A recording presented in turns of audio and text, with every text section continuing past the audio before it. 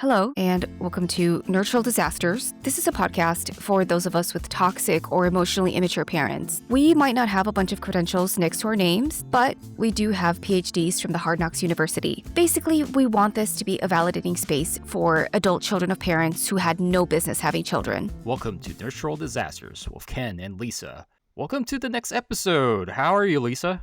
I think I'm okay. I mean, it's funny because I had an outline for this particular episode, but then I had an old boss sent me a message on Instagram and said, "Oh, I listened to all your podcast episodes." And I said, "Oh, really? Oh, okay." Because I never told him to listen. You know, it's one of those things I just posted on Instagram and I just assume nobody listens. They just kind of click through, or people go like, "Okay, she's a close enough friend," or I'm doing her a favor. But he basically said, "I finished all the episodes. It made me feel good that I had a heart-to-heart with my kids a few years ago about their childhoods and any issues they may have had with me, and I apologize for any hurt that I may have caused them and made a relationship better, for sure." And that's really cool because I wrote back, "I'm so glad you really got something out of it." And the fact that he listened to it, not just listened to it, that he was able to get something out of it and realize, all parents make mistakes. But the fact that in adulthood, if you don't acknowledge it and you keep doubling down and making the same mistakes, that's when estrangement occurs. It's up to the parents to create that bond, in my opinion anyway, and just from my anecdotal experience. Anything you want to add?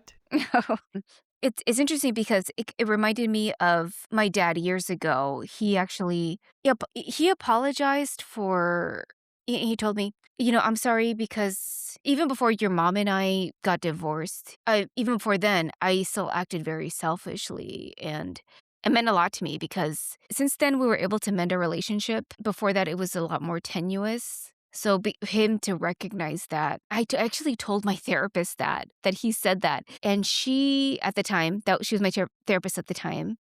And when I told her that, I started getting teary eyed. And she's like, "I could tell that meant a lot to you. And your voice was cracking." And I could tell, and she looked like she was tearing up herself. So I could tell it affected her. When someone cries and you can't help but cry because when it's a genuine cry, not like a fake cry. So it was that thing. I don't know what his relationship with his daughters were, and I actually met his daughters because they would come into the office. And they seem really cool, but I don't know what the dynamic was. And the fact that he said, "If there was anything that I did, I'm so sorry."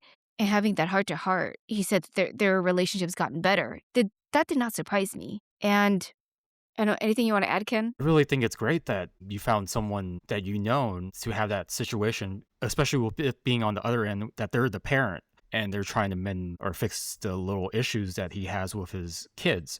Honestly, if you're between you and me, if our parents did that, like your dad did for you, that's huge for the kid.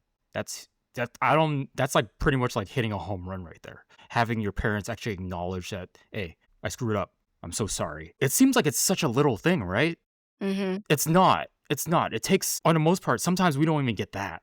That's what makes it so frustrating, that the parent doesn't even "Well, I did what I could. Are you going to apologize?" "No. Why should I?" And that's usually what we get. So to have your old coworker tell you that they're actually listening, actually engaging, and actually knowing what we're talking about and actually applying it in his life, that's huge. Yeah, because it almost makes us feel proud that we're actually recording this, right? It's Mm-hmm. if there's a breakthrough there and someone actually told us, that's amazing. I can't put it into words. You told me that just before the show, who that person was. I think that's absolutely amazing. And even if we don't get a huge audience, I feel like we keep getting these stories left and right, and people are enjoying the podcast. It really is helping us, motivating us to keep doing this, because it's really enjoyable for us to record this podcast. Yeah. I just didn't realize how much it would resonate with people.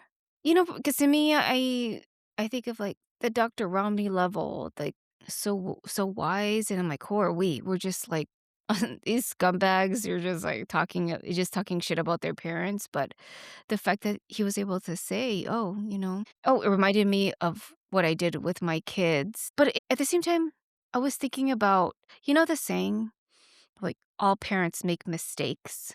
And people like to use that as an excuse for shitty parents, like, all parents make mistakes. And I just think mistakes are unintentional, you know? It's like, oh, I accidentally left the clothes in the dryer. Oh, you know what? I forgot to turn off the stove. I forgot to whatever. But when it's intentional, when you intentionally try to hurt your own child, I just don't think the whole like, oh, parents make mistakes. That does not apply. I know I have this one friend. I don't, okay. She hasn't told me if it was okay to say this, but her mom was always gone, was always at the bar drinking, and left her alone with left her with her pedophile uncle. I guess that was the mom's brother. And, she's no contact now. But the fact that, like, oh, your mom just made a mistake. All parents make mistakes. How do you reconcile that? How do you explain that?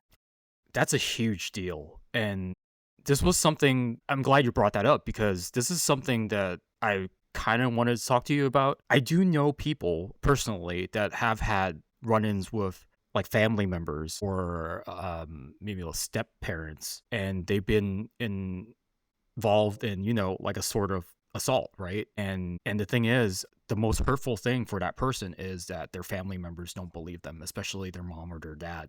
And I could just imagine how hard it is and how it messes with you to have a family member assault you and have someone you trust that you think is going to protect you not believe you and not stand on your side. And I have heard stories of that. It's those are the kind of things where it really destroys the whole family dynamic. There's usually no coming back from that. In terms of mistakes, that's a huge mistake. There's mistakes that, oh, whoopsie, I forgot to, do this for my kid. I forgot to pick up my kid for it after school, or I forgot to enroll my kid in some project. I forgot to get my kid this thing for his birthday.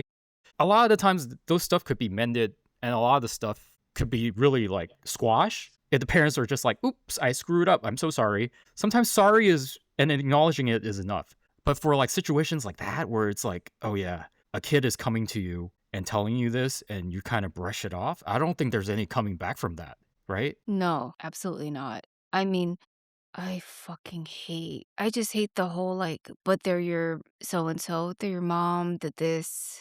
It's so hard for people to imagine a parent actually wanting to inflict pain or just not caring enough where they put you in danger that it just people can't imagine it. And that's why they say all these trite things like, all families have problems. Well, it's all these people that are in the periphery, right? Like they think that they're helping out to solve the family problem by discounting one person's account of the issues. That's You not going to know work. You know what? Yes, exactly. Because it's well intentioned, but I would say, like, the toxic positivity bullshit that you hear, Yes. like, just forgive. It's not for the other person, it's for you. And there was, back in a few years ago, there was this whole toxic positivity wave that was coming out. And they're like, yes, I know your mom exposed you to pedophiles, but just forgive. And I know it's well intentioned, but it pisses me off because it's so fucking dismissive of everything you went through. And it does not hold the perpetrators accountable. And it's dismissing what you went through. No. Can you imagine if we twisted the narrative and said, you know what? Actually, you know what? I'm going to go to your parent and say, why? Why did you do this? Why? Hold them accountable and twist it. And the thing is, if you hold them accountable, ironically, that would create less estrangement.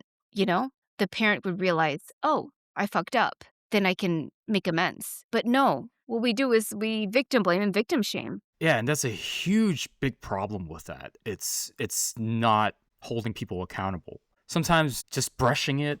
It seems like a diplomatic thing to say, right? Just forgive. Just forgive, forget. Let's get the family back together. No, it's sometimes you have to get to the point where you're like, oh yeah, we all know what this person did. We all know this person did. People have to start apologizing for things and actually mean it and actually want to work on things, work on rebuilding the relationship.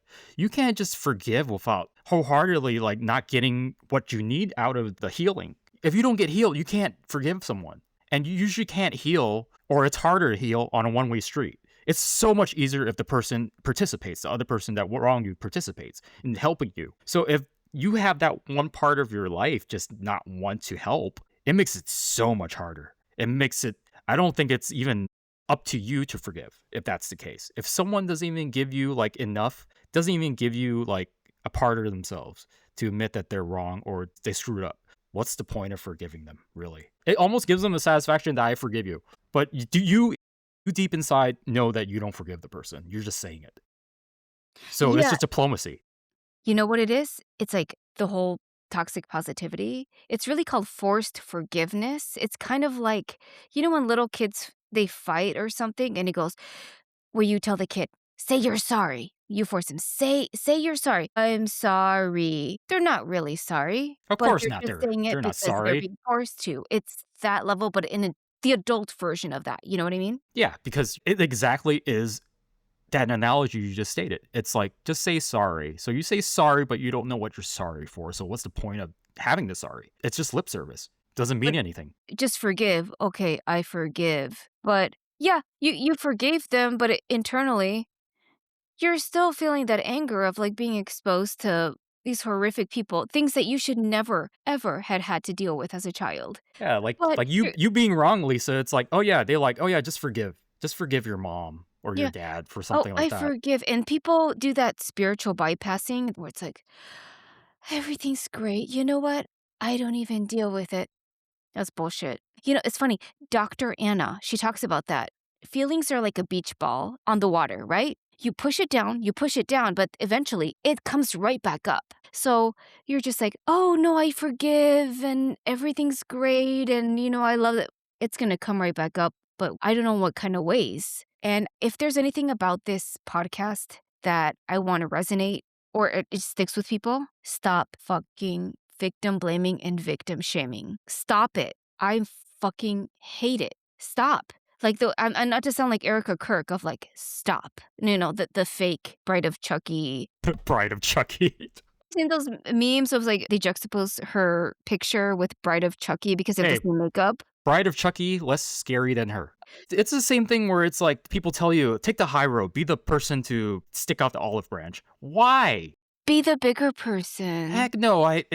Being the bigger person just leaves you to be like angry and kind of like seething. Like you're shaking the other person's hand. I forgive you, but secretly inside you're like, I hate this motherfucker, and you're seething too. You're like, it's fake. It doesn't heal you inside, right? Exactly. It's so fake. And also, toxic people love people who take the high road because they love to prod and bait you. They will scream at you like, oh, they're not going to scream back. They're going to do everything they can, every toxic thing to you. And like, oh, this person's not going to retaliate because they're going to take the high road. Well, in terms of that, I'll tell you this, Lisa. I've been watching a lot of those like TikTok videos where people do stupid things like pick a fight with people.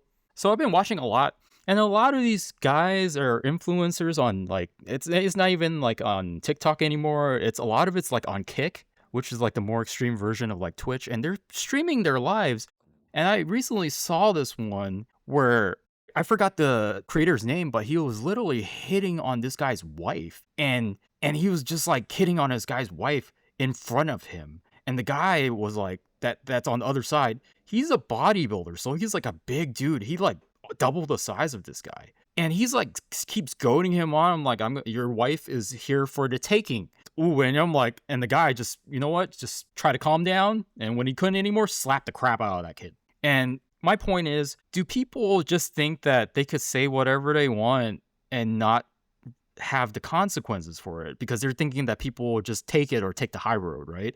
They're just gonna ignore them. And there are gonna be people out there that are just like, they're gonna be okay with it, right? They're just be like, oh man, I'll brush it aside. I'm not gonna start a fight right now. It's not that kind of thing. And eventually they're gonna hit someone where it's like, I'm gonna punch that fool out. And this is pretty much what it is, right? Eventually you keep being that toxic person, and eventually you're gonna run into someone that's not gonna take it anymore. It might not be today, it might not be tomorrow, it might not be the 5th person or the 10th person, but the 11th person is gonna knock you out. And that's really what it is.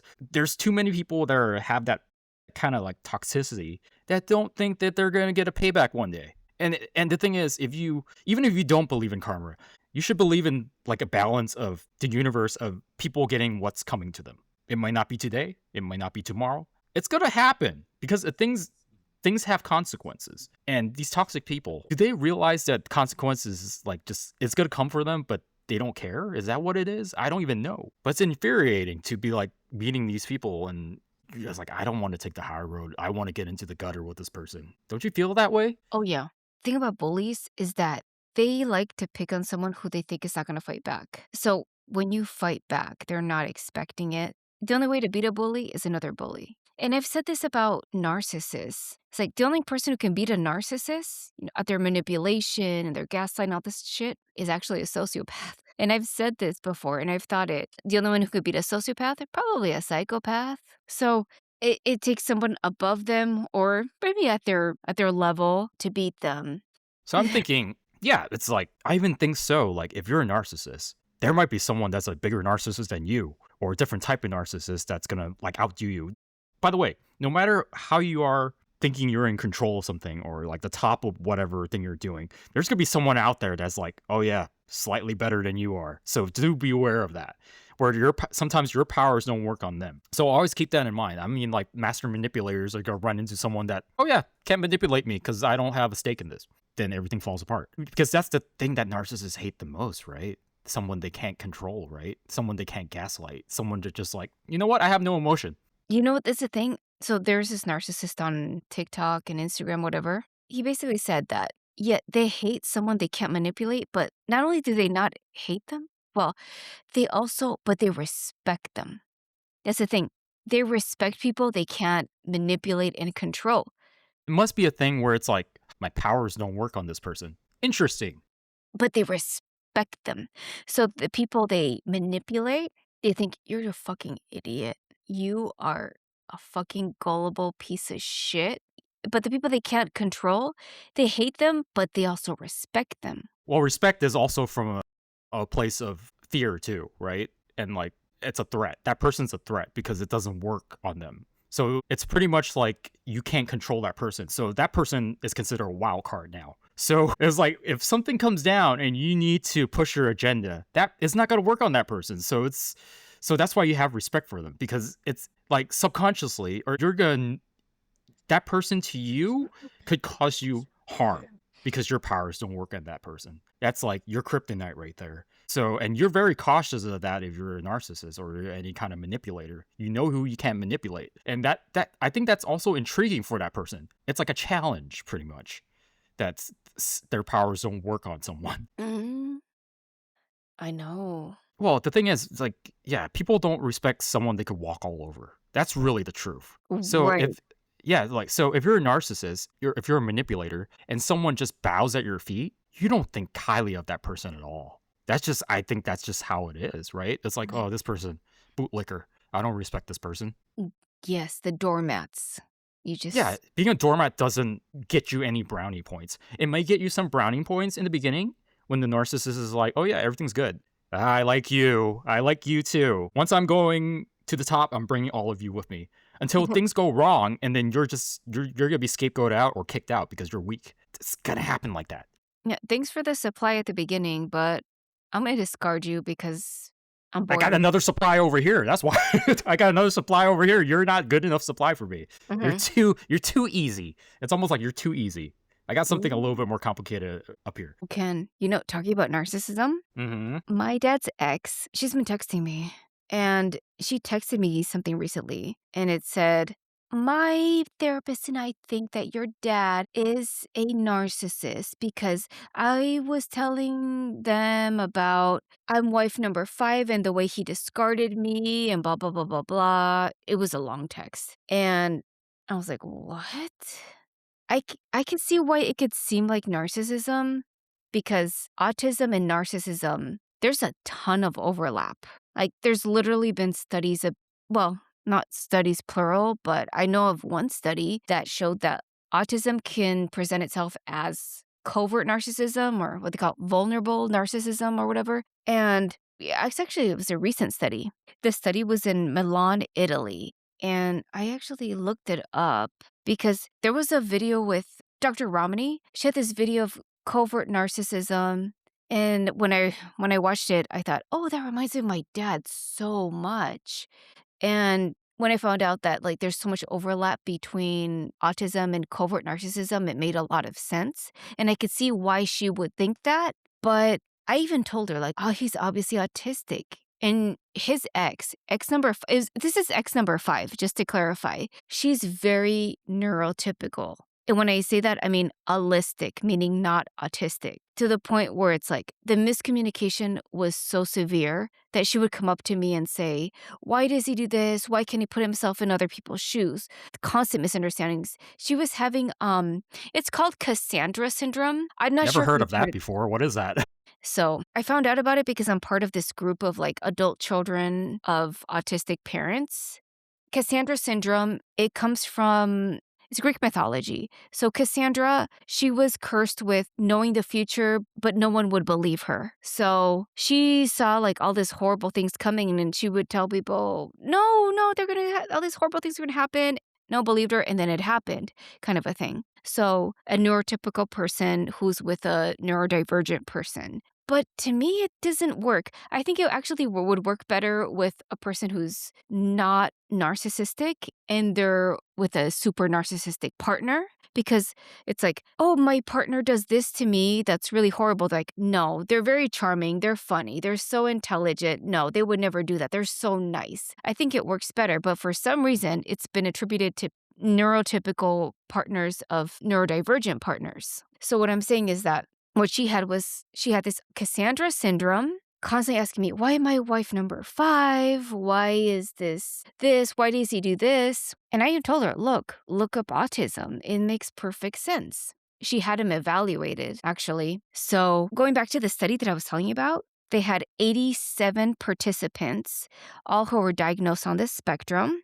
And these mental health professionals were able to realize, oh, there's tons of overlap between both. This study came out in 20th of November, 2023. It's called Traits of Narcissistic Vulnerability in Adults with Autism Spectrum Disorders Without Intellectual Disability. So the people they were able to use for the study, they were high functioning autistic. So it used to be called Asperger's, but now it's level 1. And I could totally get that because my dad, I could see with my dad he's very passive aggressive. He's very pedantic. I'm not sure if you ever heard of pedantic speech. I have not. Okay. So pedantic speech, it's pretty typical for people with autism or high functioning autism where they have to constantly correct because someone who constantly corrects you on your grammar or whatever it is or something you said, "Oh, da da da da." No, they're constantly correcting you, but like it sounds super arrogant. Oh, Yeah, but it's constant that it could come off as criticism.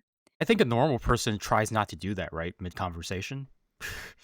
Yeah, Yeah. someone with good social skills would just and I've talked about this with my dad, where it's like, you know what? If someone misuses a word, something, just let it go. Whatever. Just let it go. Everyone makes mistakes, everyone misspeaks. Let the person finish their thought and then, oh, I think it was this word. It Yeah. doesn't always have to be mid sentence. I was like, oh, you said it wrong. That's just, oh, so it's like, so the grammar police, are they like, they just have that then? Your dad's a grammar police? Yeah. But when he does it, he's like the nose up in the air, kind of like it sounds super arrogant, like super condescending. You feel like you're being talked down to. Yeah, it would be even worse if he had a British accent. How dare you? I know you're just trying to get me to use the British accent because We haven't had a visit from Victoria in a very long time. you're obsessed with it. I know you're obsessed with my British accent. And you've even texted me about it like, oh my God, I just heard this rough cut in the British accent and I'm obsessed. I'm like And dying most of the time. I'm like, oh my gosh. And the episode before, like the episode that's gonna come out like soon, if it hasn't already, that just had like like a whole string of like a whole like half of the episode is just that. I know Ken keeps talking about it because he's obsessed with it. I keep saying he's. It's like, So it makes stop. it makes it very interesting to be. Oh no, I didn't know someone from the UK is here in the studio. Hello, Don't make me go Eric Kirk on you. Stop. man. I know we shouldn't do the political stuff, but I saw a clip of like someone asking her about, like honoring Charlie, like during an interview, and you could see like her eyes just like lock in, and she has this look to kill someone. She's throwing daggers like through her eyes. Good lord, it's so creepy, right? She I have some thoughts about her, but I'll keep to myself because this is not a political podcast. But let's go back to, yeah, what I was saying. Okay, to be fair, there's a lot of overlap between autism and narcissism, but I've actually met people who are both. They were comorbid autist and narcissist. And I mean, look, everyone knows Elon Musk, right? The most famous autistic, narcissistic person in the world. But I've met people personally in my life who were diagnosed autistic, but I knew they were also narcissistic. So it can happen. But with my dad, I know he's not narcissistic because of intention. I think he's not malicious. So I knew it wouldn't work out between them because she had a very strong personality, very allistic, not autistic. I just knew. But he's not a discerning person. I can see why she would think he was narcissistic. But and my dad is very passive aggressive. And it's funny because he doesn't even know what passive aggressive means. I've tried to explain it to him. Like he doesn't know the definition. It's a backhanded compliment, right? Yeah, it's a backhanded compliment. I've tried to explain it, but he doesn't get it because he's so hyper literal. Like you're Yeah, either it's aggressive or you're passive. There's no in between. It's black and white. There's no nuance. But he doesn't get it. But it's funny because he himself is very passive aggressive. it's also very easy to misdiagnose someone as a narcissist because it's like there's traits and it's comorbid with a lot of things. But a lot of the times it's like, especially with your dad, it's his attitude, a sort of intention that's fitting with some sort of narcissism. It doesn't seem like it is. It seems like maybe the autism just seems to have similar traits, right? Yes. It's very because really narcissism is like the hot topic, right? It's like, wow, this person's a narcissist. It's like, no, no, no. It's kind of like you have to look deeper. They have the traits, but it doesn't mean they're a narcissist. You have to really dig deep into that. You have to really investigate someone's personality in order to have that. So it's not it seems like a very easy thing for people to throw around. It's like, oh yeah. Another thing back then was like, oh yeah, I have ADHD. And then if you look for people that just say it, like if you investigate further, like they don't have the traits. They have like maybe a couple of the traits, but they think they have ADHD or something like that. So it's like something you have to dig deeper and with like a actual like psychologist or psychiatrist to actually help you diagnose that. Like this is something that's like it's too often and it just turns into like a WebMD kind of thing. I think I have this. It's like no, no, no, no, no. No. It's easy to say. It's easy to go. It's like, oh, I think that person has it, or I think I have it. It's like, well, you have to get a check. You have to be diagnosed. I think the term narcissism is so overused, but at the Yes, same time, I feel like it's underused because I think the pop psychology version of narcissism, where it's like they're in love with themselves, they not think everything's necessarily. Yeah, about them. It's because they take so many selfies. Oh my God, they're self obsessed. yeah, self obsessed and like like self centeredness is not like a. It's not like the all end all be all with narcissism. No, but the real narcissistic personality disorder, someone who is super manipulative, Sensitive, no no empathy. empathy, insecure at the same time. Like that's like okay, if they have all of those, maybe that's a very there's those are all indicators that someone could investigate and be like, oh yeah, they have that, and that could be right. And that people who are really narcissistic, they say, "They're an asshole. What a dick." A lot of times they are. That's why. Yes, they are, but they don't recognize real narcissistic personality disorder. Have you noticed that? Where just someone who really has narcissistic personality disorder, they're like, "God, what a fucking asshole." That's just me. Well, it's like they're assholes too, but a lot of the times they're masters of manipulation. They're masters of putting up a narrative. So unless you're like, I got harmed by this narcissist, how would you know? Unless you're the person that got manipulated, how would you know? That person is, yeah, it's like, it's almost like dealing with someone that's like a snake oil salesman, right? Or someone that's like selling you onto something. They make you feel good about yourself sometimes. And then they're the scorpion, right? Then the scorpion's gonna sting you, and then it's like, oh, there it is. And then the scorpion brings you a present, and then the scorpion stings you again. So it's kind of like that. That's pretty much how like someone with narcissistic tendencies like operate. Oh, it's kind of like the Dr. Romney thing, where it's like, oh yeah, that mess with you, total gaslight you, and then love bomb you. It's kind of goes into the cycle. So it's like if you have someone that's totally manipulating narratives and stuff like that, and they're manipulating relationships, that person is probably a narcissist. So what happens?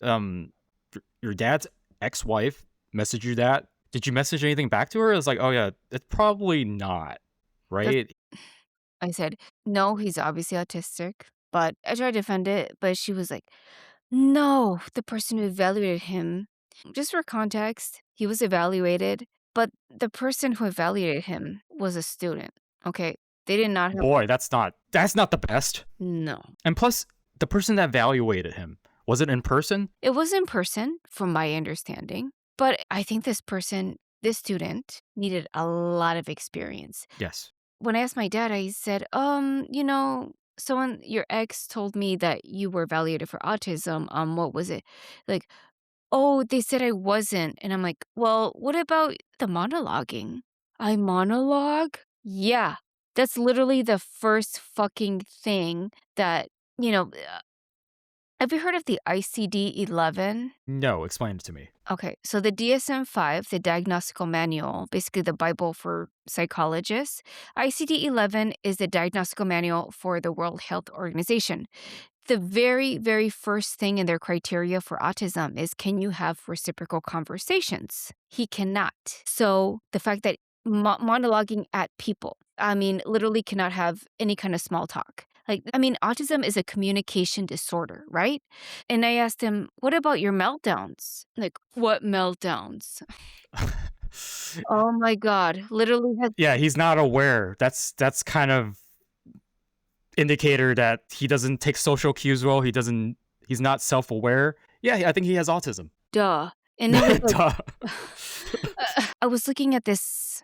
It was a video on YouTube, and this, I guess, psychologist or psychiatrist was saying, I do evaluations for autism, and what they do is they have a family member come and they'll say, usually a family member they've known for a long time, and they'll talk to that family member and say, it's usually a parent or a sibling for the most part, and say, oh, where they have the speech delays. Did they walk on their tiptoes? Did they have like what's it called, finger posturing? Finger posturing is like when they hold their fingers in weird ways, like it almost looks like they're throwing up gang signs. Weird things like that. To evaluate, he had to self-evaluate. So you're basically going for somebody who has zero self-awareness, asking, do you do this? Oh, no, I don't. Oh, that's not good. It's like asking a blind man, what do you see right here? Yeah, you need a person on the outside to show them because they have no self-awareness. Oh And, boy, this seems like it's a very flawed diagnostic kind of thing already. oh Yeah, my God. Anyway. that's some malpractice a little bit. Someone with not a lot of experience. It's super, super obvious to me. Yeah, it's a lack of experience. It's like, oh yeah, it's not. By the way, psychology not as easy as it looks. I mean, the problem with psychology is that it's a young science. So it hasn't been around as long as like math or all these other quote unquote hard sciences. But it's unfortunate because it doesn't give him the help that he needs. He would really benefit from ABA therapy. And I know ABA therapy is super controversial. And I get that. But it would help him with having to converse with neurotypical people and the back and forth. And with stuff like that with your dad, I think a rule of thumb is you should treat it like a medical issue and always get a second opinion, get a second diagnosis. Because yeah, maybe that therapist was too young, didn't have enough experience. You should really get checked somewhere else. Like one therapist might tell you one thing, another therapist might tell you something else, and it'll be like totally different, right? Exactly. That's what I was going to bring up. Maybe he gets a second diagnosis. Yes. And plus, it's quite common to cycle through several different therapists, several different psychiatrists, even to find the one that actually like is you're on the same level as them. You're fixing the same thing because you could easily find someone that thinks you have something that you don't have. Case in point, my first ever experience with like the antidepressants and stuff like that, the SSRIs. First psychiatrist I went to I was very young. Like I think I had like a panic attack when I was like 21. I went to a psychiatrist. He asked me some questions and decided to give me bipolar medicine because he thought I was bipolar based on what I said. I wasn't bipolar, and all the side effects of that medication hit me at once, so I was crazy for 2 weeks where I couldn't sleep, I couldn't stop fidgeting. It was probably like the worst 2 weeks mentally of my life. I couldn't sleep. I was sleeping maybe like half an hour every day for like 2 weeks, and I had like tardive dyskinesia. I had like muscle movements and stuff like that. It's pretty much everything in the commercial, the list of side effects. It was all there. It was so bad. I had my family go in there. It's like, well, you gotta fix this because he's been psycho for 2 weeks. He ends up prescribing me like a Parkinson's medication so my tremors would stop. And it did. And as soon as that happened, we're like, can we sue this guy for malpractice for misdiagnosing me? And that's why at that point, I am so wary of taking medication unless I know what I'm getting myself into. And I learned young at like 21. I was like, oh man, if you misdiagnose me, you could really mess me up. And really, there has been situations where I've had family members and friends get misdiagnosed and take the wrong medication, and they go crazy for like a week or two. Like I was like, oh, I've been there, and I tried to talk them down from it. So because of that, don't think that one therapist or psychiatrist and psychologist, that's the person you listen to. No, get multiple, as much opinions, different, shop around. Don't get the first guy or girl that you find in like a phone book or like on like ZocDoc or something like that. It is so important. Always get a second opinion with stuff like that. Oh my God. Yes. Wow. Did you ever hear that story about me going crazy for 2 weeks? This No. was before we met. This was like right after. You never told me. Isn't it great we keep telling each other stories that we never told each other? There's so much more stuff that we don't know about each other. They're all great stories, by the way. I guess we don't know each other. You know, you never told me anything. We do know each other, but you know why this is a good friendship? We always have more stuff to talk about with each other, right? Thankfully, it's always positive. It's good and bad. Don't you feel warm and fuzzy inside? This is what friendships are. We have running jokes, and then we have stuff that we never talk about. Guess what? We always have something to talk about. Whatever. Jeez, Lisa. Jeez. It's just so depressing when you think about, like, oh, fuck, you know? Depressing, yes. Interesting, yes. Other stuff, yes. Yeah, it's unfortunate that my dad can't get the help that he needs because of super obvious misdiagnosis. And it's not just me saying it, because how many people have been around him? And how many people are like, is he autistic? Is he autistic? Like, how many people are like, oh yeah, it's obvious, you know, because he's a boomer. And back in those days, nobody got the help that they needed. Yeah. And it also frustrates me that people say, why are there so many autistic people now? It's because we have better ways of diagnosing it. People are actually trying to see if they are autistic or not. They're trying to fix things in their life. And to say it's like, oh man, all these things, we have a huge spike in autism. I was like, okay, that's just, in my mind, incidental. Like your dad, if he grew up maybe even 50 years ago, would not have gotten this checked even. Exactly. It's funny because, like, the reason boomers are being diagnosed with autistic is because their children, or not just boomers, but maybe Gen X, even millennials, the kids are being diagnosed autistic. They'll tell the parents, you might want to get yourself checked because I see a lot of the same patterns. And all of a sudden, there's this huge autism boom. It just was not recognized. And it's really obvious. And there's a huge genetic component. I've never been evaluated for autism, but my brother was evaluated for ADHD. He actually was diagnosed with ADHD. My mom obviously is super obvious with ADD. Like, it's very, very obvious that she has like severe ADD. I mean, I don't know if he got it from her, and I don't know what that means for me. I don't know. I've never been evaluated for anything, really. So and I know ABA therapy is super controversial, because it's like people say it's akin to like gay conversion therapy, because it forces autistic people to mask and to basically try to be as neurotypical as possible, you know, communicate in a neurotypical way. Whereas, like, you know, neurotypical people, when they converse, it's like a tennis match, back and forth, back and forth. Mm-hmm. Whereas autistic people, it's like bowling. Yeah. Right, you just roll the ball to the end. Yeah. I could understand why you say it's controversial, but I do want to say, like, it's like, okay, it's really up to your dad's agency. Does he want to get it done? Does he feel like he should mask? Because honestly, in most of our relationships, especially when we're in public or we're in a workspace and stuff like that, we do mask, even as neurotypical as we are. It depends on what your dad wants to get out of it, right? Does he want to be able to understand people's behaviors? Does he want to just be seen as neurotypical? Totally up to him, right? So it's like, I think eventually you might want to talk with your dad and just be like, what do you want? What do you want out of this? You know it's so annoying because of this lack of diagnosis or underdiagnosis, whatever you want to call it.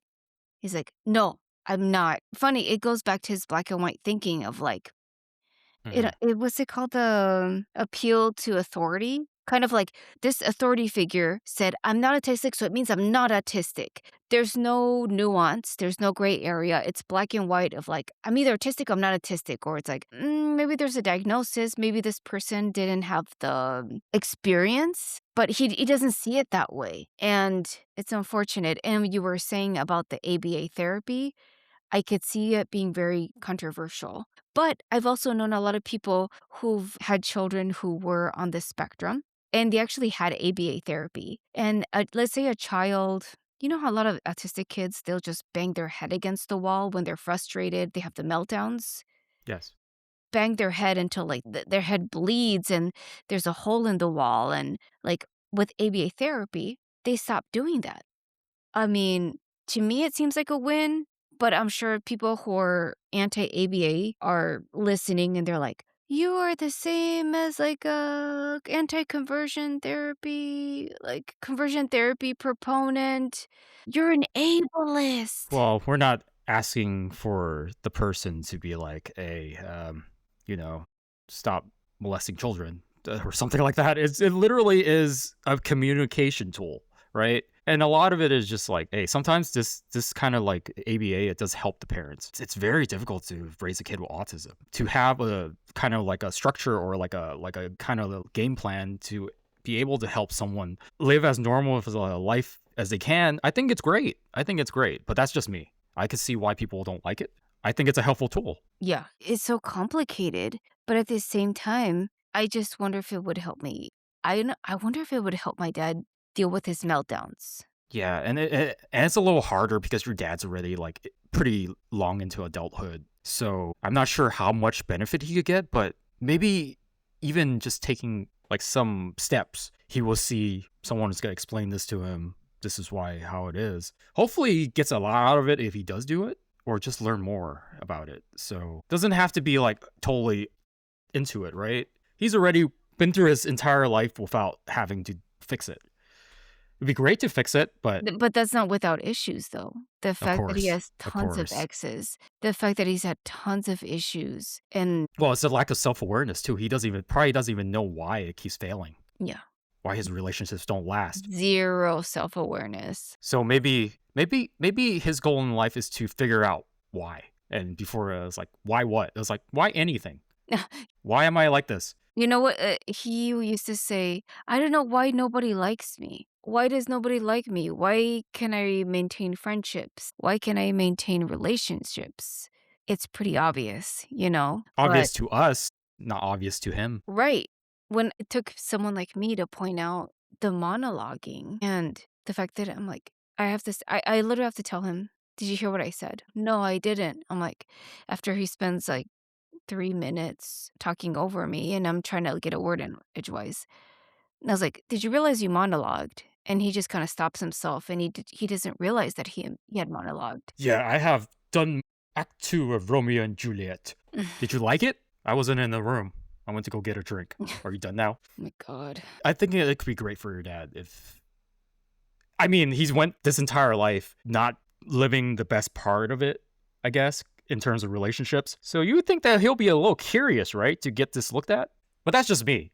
He did, but it was only because his ex basically said, "Maybe it's autism." And I was very surprised that he was receptive about the fact that he got himself evaluated. Sometimes people just want to know what's wrong. I don't want to say it's like it's a crutch or they could just go back and, oh, it's because I had this. That's why I'm like that. No, for some things, maybe it explains some things in their life, right? Like if we discover, like you discover your mom's a narcissist and your dad has autism, my dad's a narcissist. It gives context into what we experience. So maybe this will give context into those relationships that your dad had that failed or ones that didn't fail or his relationship with you. It could really help him, I think. It would help him if he got the ABA therapy. But when I say ABA, applied behavioral analysis, for those who are wondering, like, what's ABA? There you go. I'm not being pedantic. But what I'm trying to say is it would help him, but he would have to seek it out. Unfortunately, unless he's diagnosed, he cannot get ABA therapy. That's like the catch 22. Here comes get a second opinion. you know what? I'm gonna bring that up. He's gonna stay with me actually, in a few days, he's gonna fly into LA, and he's gonna stay with me for 10 days. That should be Woo! interesting. 10 days. That's a week and a Ooh. half. Oh my god. That's almost a fortnight. I will have, a lot of material for the next Remember to write things down. He was like, "What are you writing down?" I was like, "Oh, just notes. I Oh, like taking notes." well, I'm just writing d it's my grocery list, sorry. Oh, yeah, it's just c my Costco list, sorry. You're taking notes about your dad being over. I'm gonna take notes about my dad just saying the most insane stuff to me. He's like, "You wanna eat lunch?" I was like, I don't wanna eat your lunch, Dad." He's like, "Why not?" It's like, "Your cooking's terrible, Dad." I don't even try to play nice anymore. You tell him his cooking's terrible? It is. It is. You Oh know, my god. ironically, the only people that like my cooking is my fiance. She likes his cooking for some reason. I'm like, his cooking is terrible. He puts oyster sauce in everything. Everything tastes the same then, right? I wonder if that's a narcissistic thing. Probably not. But, like, my mom was a horrible cook. You know, she put Alfredo sauce and soy sauce together in a dish, and it literally looked like vomit and even smelled like vomit. Yeah. Is it not that my dad can't cook? You know what the worst thing is? It's that confidence. We will go to a restaurant, right? And we'll have like something. Let's say like we go to Thai food and it's pad Thai or like something like that, or like it'll be like spaghetti or something like that, meatballs. He'll say something like, "Oh, I could cook that at home. I could probably make it better." No, you can't. No, you can't. Do you know why I know that? You tried this before. We know how this turned out. Not good. It's that, man, it's like, are you just like really overly confident in your ability? And it's just, this was before I thought he was a narcissist. And like throughout the years, it's confirmed as such, was like, he really thinks highly of himself, does he? Like, I'm the opposite. I'm like, I'm a terrible cook. I was like, I hope this is edible. That's what I do. But I never was like, I could recreate this. He says it on a regular basis. It's like, you can't recreate it. My god, that reminds me of The my mom. yeah, Okay, that's my just mom never cooked when I was growing up, hardly ever. When she did, it was, like, super dry steaks for her partner she was with, 'cause he, like, super, like, well done when I say well done steak, it was, like, dry, dry. It was, like, they had the consistency of bubble gum, well, and it's called the "I'll overcook it so nobody gets food poisoning" plan. she did not think about that, but the little that she did cook, it was horrible. And when I was telling you about the Alfredo sauce and the soy sauce, you know, the weird thing is that she's very competitive with her female siblings, especially she has one sibling who's like her mortal enemy. Her mortal enemy, she is a fantastic cook. Like, she could do Michelin starred, like, a Ooh. restaurant. Like, she makes her pozole, it is excellent. When I say excellent, I'm talking about, like, Michelin stars. They would just be like, "You know what? I give up because there's not enough stars for this shit." Like, her cooking is so fucking good. So, my mom, being in competition with her, like, "I'm gonna start cooking." So, she started cooking, and she started making things that my grandmother used to make. Because my mom never hardly ever cooked growing up. We ate, like I would be the one making sandwiches, or we ate cereal for dinner, or a lot of frozen food and stuff when we weren't living in the States, right? So, I thought, like, later on, this woman in her, like, 50s decided to become a chef. I'm like, "Whatever." And then she's, like, recreating food that my grandmother had made, but she didn't remember all of the ingredients. Oh god. So, my brother's like, "Oh, she made tortas de papa." And I was like, like, it's funny because it's like a German thing, but it's like potato pancakes, but they're made Mhm. with tuna and they're filled with maybe cheese, I don't remember. And I was like, "Oh, did she make them with the tuna?" And it's like, "Oh, she forgot about that. Oh, she forgot about that." And I'm like, "Oh my god, she grew up eating my grandmother's food." My grandmother was an excellent cook too. Great cook. Oh my god. Amazing, but my mom never picked it up for whatever reason. It's just so weird that she just decides to be a chef in her, like, mid, late 50s because she's trying to compete with her sister, and it was like, "No, why can't you just be a good cook for your own children rather than just, make them eat cereal for dinner because you're too lazy to cook and you're gone most of the time." So it's like just whatever shit that was in the fridge, the little food that she left in the fridge that I had to, like, make for me and my brother. It's like, "Why can't you just make these gourmet meals for us?" And then, like, these gourmet meals, but they're horrible that she makes. They're not even good, you know? What the fuck? Well, she got humbled because cooking is not as easy as it looks. So she's thinking, oh, I could just like do it as a hobby. It's like, no, it takes years of practice and skill. It's not that easy to cook well. You know what's weird about her? I would willing to wager that she thinks she's a great I can hold my own. She says that in Spanish. It's like, yo me defiendo, which means like, I can hold my own. She really believes that she's a great cook, even though she's horrible at it. Her food is disgusting. It literally smells like vomit and it looks like vomit. Like the presentation, it looks like fucking vomit. It's nasty. And she doesn't get it. Does she eat her own cooking? I think so. Because if she doesn't, she probably doesn't know. I think so. I don't know. She's smart enough not to touch it. So Whatever. she gives it to you. I'd be like, how is it? Tastes like feet. She'd be like, no, that's the greatest thing. I'm a great cook. Oh my God. You are not. Here, have a bite. Some people with like self-delusion, like the way you were talking about, like your dad believes his own lies. That's the way my mom is. She believes her own lies. So lies to themselves and the self-gaslighting, and it's on another level. It's not normal. Well, when you run out of people tell you that you're great, you start telling it to yourself. Maybe, whatever. Mm-hmm. All right, on that note, should we just wrap it up? Yes, wrap it up into a nice little package. All right. So hopefully I'll come back so I guess the next episode I'll have a lot of material because my dad has been in my house for 10 days and doing whatever. Yeah. I'll fill you guys in. Yeah, if you survive and I survive, we will have another episode. Yeah, we'll just call it like Survivors or some shit. Working title, We're Survivors. just survivors, or like, guess what happened this time? Oh my God. We spill the tea about our parents now being really close to us, and it's not going well. Or it might go well, who knows? Let's have an open mind. On that note, We have to laugh. If we don't laugh, we're not gonna survive. we keep from crying, you know? Yeah, the laughing and crying are very close. They say tears are laughter turned inside out or whatever. Yeah, whatever that is. Anyways, so Ken, yeah, we'll just touch base later. Mm-hmm. And thank you guys for listening with us. Hopefully you guys can relate and it's some kind of catharsis. That's a SAT word? Is it catharsis? Probably. I don't know. I never took the SATs. I don't know. I didn't do well on the SATs. My parents were not happy. Yeah, I did not get a good score. Wow. And you know what my dad said? What? You should have looked up schools and like training to get yourself have better grades at the SATs. Sounds about Asian. Sounds about what Asian parents would tell their 16-year-old. Find it yourself. You should have tried harder. Okay. What a jerk. Fucking asshole. I'm glad my mom's illiterate, so I never knew about the SATs and stuff. I just kind of like, I didn't. My dad look likes at to them. read. It's not much better. Is it my dad loves to read, but my mom's illiterate. So it's kind of a weird combination because he's very literate and she's illiterate. It's such a weird combination. I'm like, it's funny because people go like, how do they ever get together? And I'm like, I have no fucking clue. Well, I think she was trying to get her papers. Anyway, so yeah, let's SAT words aside. SAT, is it SAT or SAT? I don't know. I never took it. I don't care anymore. It's been like over 20 years. I don't care anymore. On that note, let's end the show, Lisa. All right. Bye, Ken. It was good Bye, talking Lisa. with you. Good talking to you too. Bye, everyone.